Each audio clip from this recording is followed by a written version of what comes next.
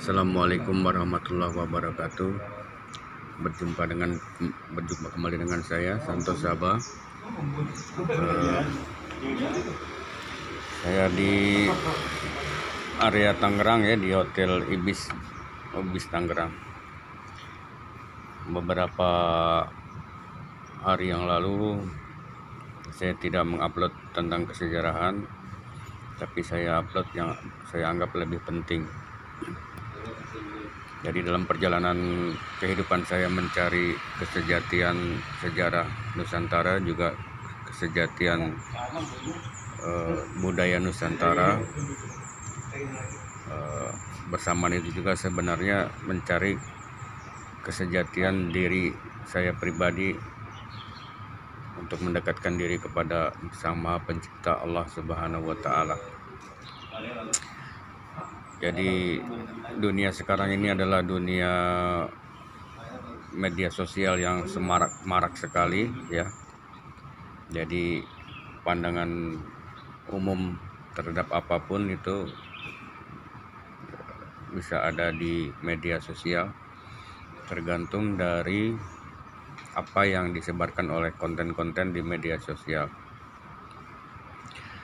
Jadi insya Allah saya akan eksplorasi lagi ke beberapa daerah, terutama di candi-candi Nusantara, untuk menguak kejayaan leluhur kita terdahulu. Beberapa hari yang lalu saya mempelajari dan melihat konten-konten video di YouTube ya, yang sepertinya Tuhan mengarahkan jati diri saya atau diri saya untuk lebih belajar kepada hal-hal yang sesuatu yang gaib. Karena eksplorasi kesejarahan Nusantara itu, kalau kita mengambil data referensi dari catatan tekstual, itu sudah hampir dikatakan tidak dapat kita temukan. Dan dominan yang saya dapatkan dari penelitian kajian sejarah saya terdahulu itu, saya dapatkan dari intuisi, tidak berdasar pada data-data literasi. Dan intuisi itulah yang mengarahkan saya untuk bertemu atau mendapatkan data teks-teks pendukung yang dominan saya dapatkan dari catatan sejarah Tiongkok ya, dari Pahuan sampai Tsing. Di video terdahulu itu sudah sering saya bercerita tentang itu, bahwa sebenarnya leluhur kita lah yang mewarnai India. Candi-candi di Nusantara itu tidak berdasar pada ajaran yang terlahir di India, baik itu Hindu maupun Buddha. Hal ini perlu diklarifikasi oleh para ilmuwan ya, para sejarawan, para akademisi terhadap kesejarahan kita yang tertulis selama ini demikian. Dan saya pernah berpikir untuk mencoba temuan-temuan saya ini saya akan bawa ke birokrat, ke Kemdikbud atau LIPI atau apapun, untuk dikaji secara akademik mengenai temuan-temuan saya. Yaitu pokok utama bahasan saya itu awal kerancuan tahun Saka. Jadi saya tidak sependapat kalau penghitungan awal tahun Saka di prasasti itu dimulai 78 Masehi. Dan asumsi saya itu berdasarkan penelitian Bapak Kozim itu, Ahmad Kozim. Awal Saka menurut penelitian beliau itu 6123 sebelum Masehi. Dan ini sebenarnya harus diklarifikasi oleh para ahlinya, oleh para akademisinya ya, akademisi di Nusantara. Juga untuk pengembalian sejarah benar Nusantara itu secara global, data-data dokumen valid leluhur kita itu ada di Leiden. Jadi dibutuhkan niatan dari penguasa, birokrasi, atau siapapun yang peduli terhadap bangsa dan negara ini untuk mengembalikan catatan benar sejarah Nusantara untuk mengembalikan kejayaan yang pernah ada di Nusantara. Itu dokumen-dokumennya itu lengkap di Leiden sana ya, di luar negeri, di luar Nusantara. Sedangkan di Nusantara itu hanya 10%. Nah itulah kalau hal itu bisa kita kembalikan, kemudian kita kaji, kita rekonstruksi kembali catatan sejarah Nusantara, kemudian didapat benar catatan-catatan sejarah yang dipelajari oleh generasi kita, dan terbukti bahwa leluhur kita itu adalah bangsa besar, bangsa yang pernah melakukan ekspansi ke 3/4 muka bumi. Itu leluhur kita yang disebutnya kaum Saka Skythia kalau orang Eropa ya, kaum Saka Skythia. Dan Saka Skythia itu ada di relief dasar Borobudur, teksnya ya, tertulis Mahecakya. Dan ajarannya leluhur kita itu bukan Hindu atau Buddha, tapi teridentifikasi saya temukan itu bernama Dharma. Dharma itu saya temukan di dasar relief Borobudur dengan teks kata Kusala Dharma Bajana dan Vinaya Dharma Kaya Cita di Borobudur.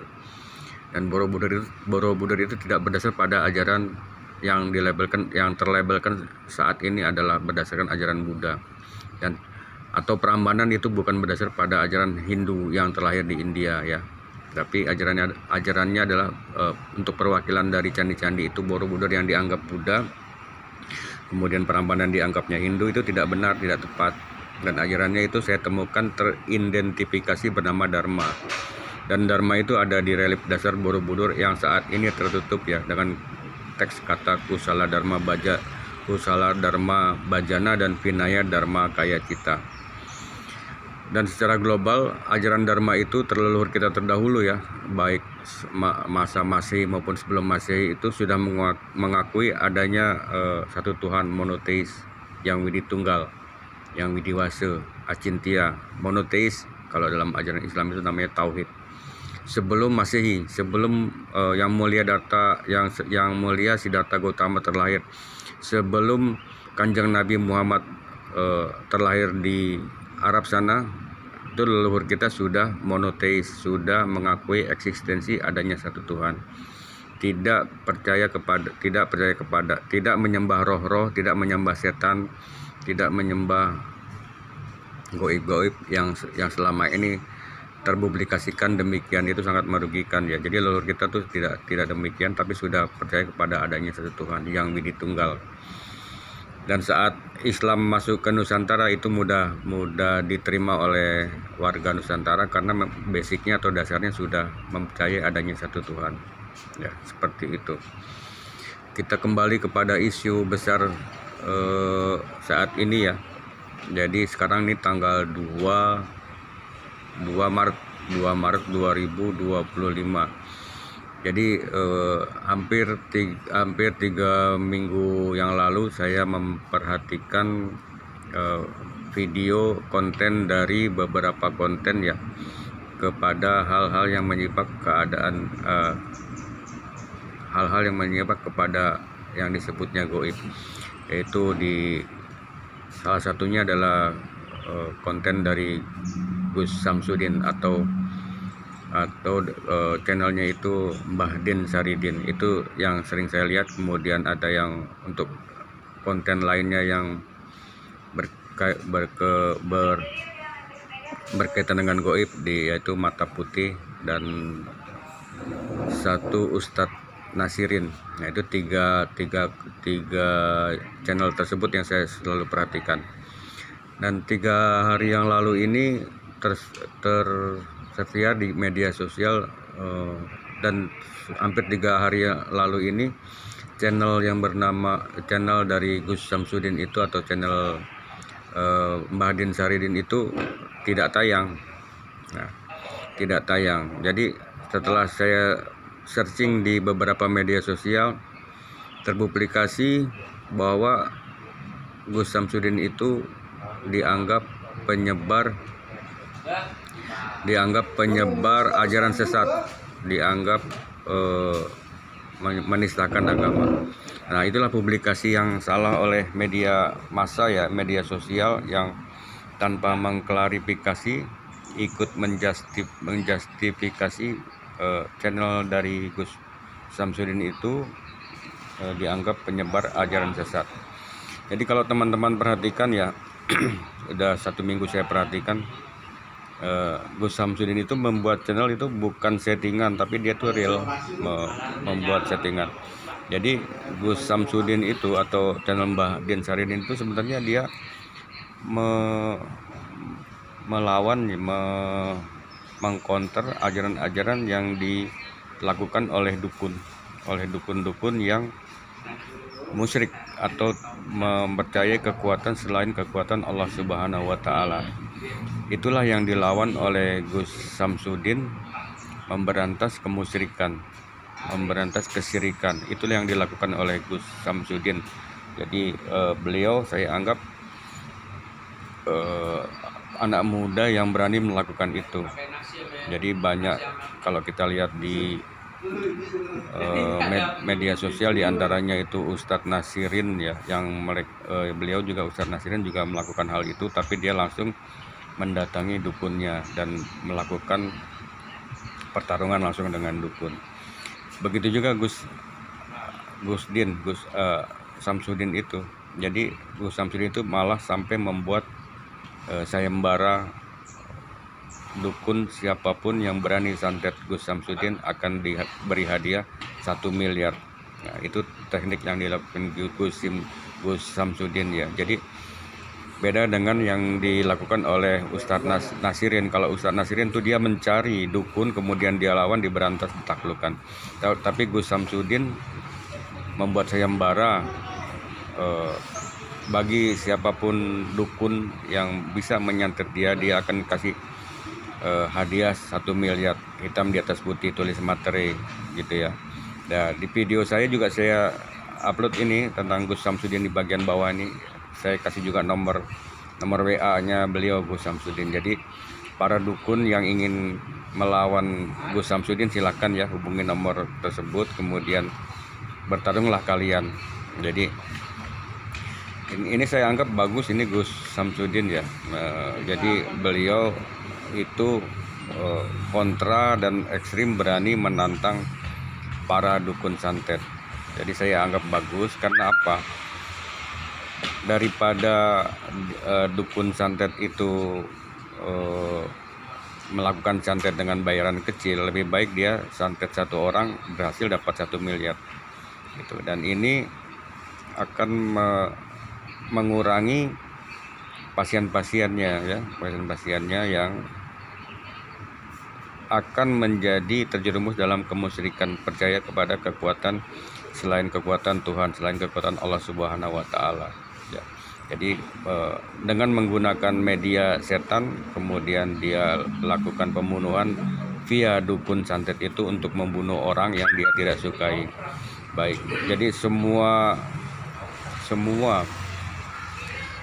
kegiatan manusia atau keserakahan manusia atau keangkara murkaan manusia yang bersandarkan, yang dibantu oleh setan itu akan bisa menyusut jika banyak orang-orang yang melakukan hal seperti ini. Di antaranya Gus Samsudin dan Ustadz Nasirin ya. 2 anak muda ini berani melakukan hal tersebut. Jadi para kiai harusnya juga lakukan ini ya. Jadi tidak hanya berceramah di masjid tentang tauhid, tentang keesaan Tuhan, tentang bahayanya syirik, tapi lakukanlah seperti sosok 2 anak muda ini ya. Dia langsung melakukan perlawanan terhadap manusia atau dukun yang menyebarkan kesyirikan, kemusyrikan. Dan dosa terbesar manusia itu adalah menduakan Tuhan ya, menduakan Allah. Jadi percaya kepada kekuatan selain kekuatan Allah Subhanahu wa Ta'ala yang menciptakan kita, yaitu menyandarkan diri dan menyembah bahkan kepada setan. Nah, itulah yang sangat dilarang, sangat dosa yang tidak terampuni, yaitu menyembah kepada setan ya. Nah, yang terjadi kepada Gus Samsudin ini sekarang media sosial dominan terbalik ya, menganggap bahwa Gus Samsudin itu menyebarkan ajaran sesat Ya itu di video terakhir yang sekarang dihapus itu, saya perhatikan, saya lihat juga itu di video terakhir yang sekarang menjadi kasus itu, sebenarnya ada 3 video terdahulu. Jadi Gus Samsudin itu sering diintimidasi oleh mereka, kelompok-kelompok yang disebutnya ketuanya itu ada Kiai Fahmi, para kiai itu ya, sering diintimidasi, sering didatangi oleh anak buahnya, para kiai itu yang ada di video yang sekarang dipermasalahkan ya. Itu anak buahnya sering mengganggu. Jadi Gus Samsudin itu sering dikatakan aliran sesat, menyembah setan, percaya kepada hal-hal gaib, memakai dupa segala macam gitu ya. Dan sebenarnya Gus Samsudin tidak lakukan itu. Jadi Gus Samsudin itu malah melarang dan menganjurkan tidak menyembah setan ya, tidak percaya kepada dukun, tidak melakukan hal-hal kesyirikan. Itu yang dilakukan Gus Samsudin. Tapi mereka yang di video tersebut, yang video-video terdahulu juga banyak itu yang pakai pakaian kopiah, kemudian celananya itu cingkrang gitu ya. Itu yang melawan atau menganggap Gus Samsudin itu mengajarkan aliran sesat, yaitu menyembah kepada setan. Padahal yang dilakukan itu tidak demikian. Nah, di video terakhir yang dihapus oleh Gus Samsudin itu ya, di video terakhir yang dihapus oleh Gus Samsudin itu menampilkan video, ada 2 video terdahulu yang Gus Samsudin itu sebenarnya menyamar setelah beliau berhasil menemui tempat pusatnya yang mengganggu dia itu, yang disebutnya dalam video itu disebut kaum Wahabi. Itu dia dapetin tempatnya, kemudian dia menyamar sebagai yang bernama Paijo ya, bernama Paijo. Dan di video keduanya kalau nggak salah itu terjadi para kiai itu yang ada di video tersebut mengatakan bahwa ajaran dialah yang benar, dijamin masuk surga dengan melakukan pertukaran istri ya. Itu sebenarnya yang melakukan zina itu sudah terjadi. Itu ada yang pakai pakaian hitam, yang dukun itu, dukun yang datang itu ya. Kan ada dukun yang perempuan itu namanya Katemi, yang lelaki itu namanya Mbah Jan. Nah, Mbah Jan. Terus ada yang namanya Gus Baron ya, yang sering pakai jubah itu namanya Gus Baron. Sebenarnya dia itu dukun. Nah, datang ke tempat pengobatan ruqyah, mengobati segala yang berkaitan dengan sihir itu. Itu di tempatnya Kiai Fahmi, di tempatnya kelompok orang-orang yang duduk, para pakaian berjubah-jubah itu ya, duduk di kursi. Nah, itulah tempatnya sebenarnya, sumbernya orang-orang yang mengganggu Gus Samsudin melakukan riadoh di gua, kemudian riadoh di hutan, kemudian padepokan mengobati orang sakit. Itulah mereka yang sering mengganggu, diantaranya pesulap merah pun pernah datang. Dan tidak hanya itu, para dukun yang lainnya pun datang ke padepokan. Mereka menantang gitu untuk bersembar, tapi dominan mereka takluk ya. Jadi sampai saat ini Gus Samsudin itu tidak pernah dapat disantet oleh mereka para dukun gitu ya. Nah, di video yang menjadi kasus sekarang ini itu Gus Samsudin datang menyamar, sudah 2 kali dia datang menyamar sebagai penjual madu yang dihantarkan oleh sebenarnya santrinya, itu muridnya, dan anak muda yang pakai topi, kemudian pakai sarung, yang tidak pakai baju piyama, baju koko, itu tidak. Nah, itu di saat itu Gus Samsudin datang yang kedua, dan di saat itu ada dua hari pertama, hari terdahulunya itu orang yang pakai pakaian hitam itu namanya itu dukun ya, Katemi. Nah, di situ para kiai mengucapkan kata-kata bahwa di tempat kami itu bebas melakukan ini, boleh bertukar pasangan, boleh bertukar ini dengan ini boleh. Nah di situ pun Gus Samsudin ada saat itu. Nah teman-teman bisa lihat di video tersebut, saking Gus Samsudin itu heran, dia tuh menepuk pundak dari muridnya yang sama-sama menyamar. Jadi sampai sebegitunya sehingga si Gus Samsudin itu kaget terhadap aturan-aturan di kelompok para yang disebut kiai itu, sampai dia menepuk santrinya saat dia menyamar itu. Boleh bertukar-tukar atau boleh ganti-ganti ini. Jadi saking dia kagetnya, saking kagetnya para kiai itu mengatakan hal tersebut.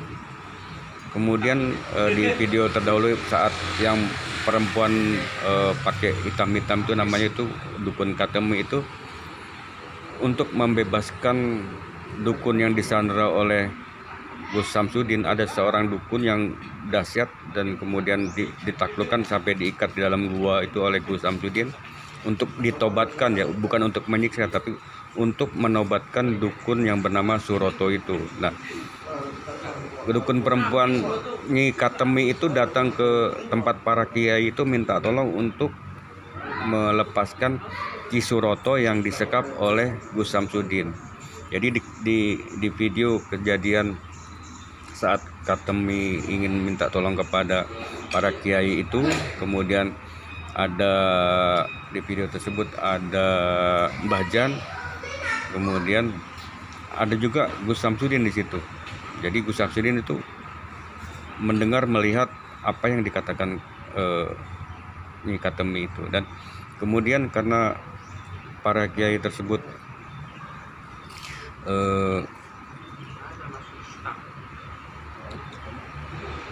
bentar ya, geser dikit, nggak nyaman, ada orang. Dan geser dikit, ada orang dengerin gak enak. Kita pindah ke sini.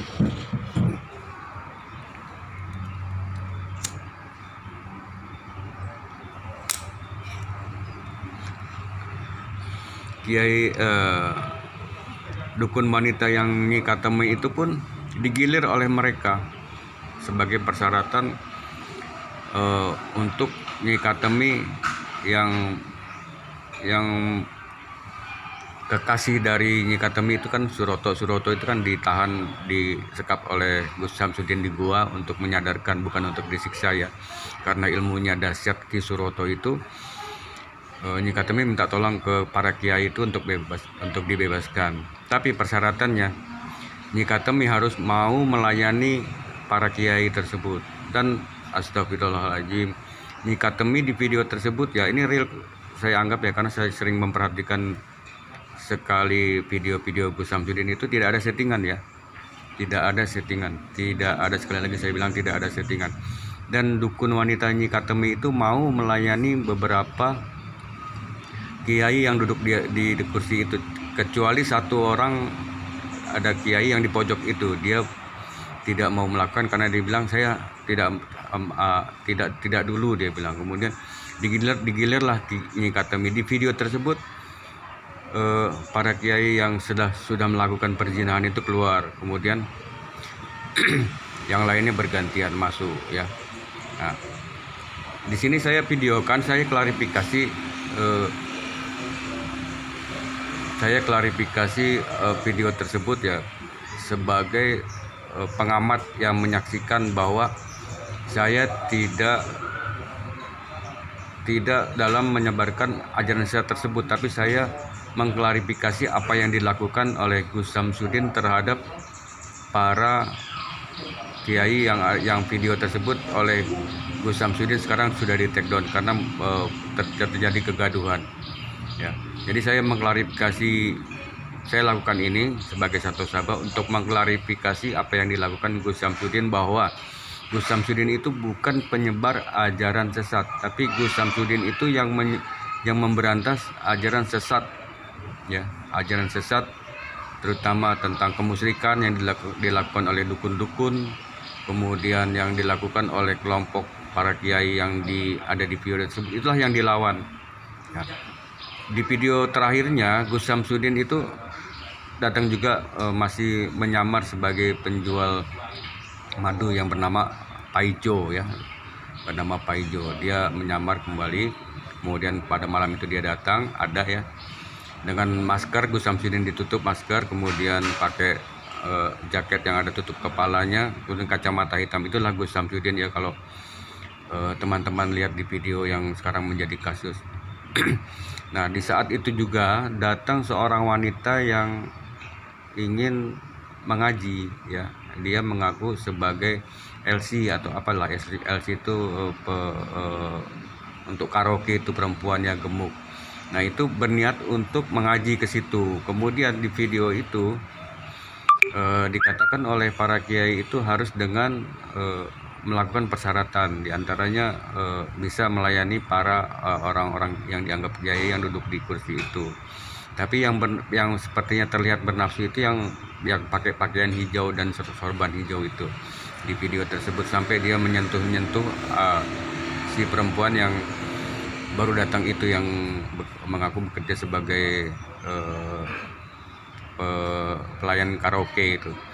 Nah, saat si perempuan itu kemudian mau diajak masuk ke dalam oleh salah satu kiai itu, di situ Gus Samsudin berdiri kemudian melawan, kemudian menyetop apa yang ingin dilakukan oleh mereka terhadap perempuan yang ingin mengaji, yang tidak pakai jilbab ya, itu pakai kaos, tapi dia pengen mengaji, pengen bertobat. Kemudian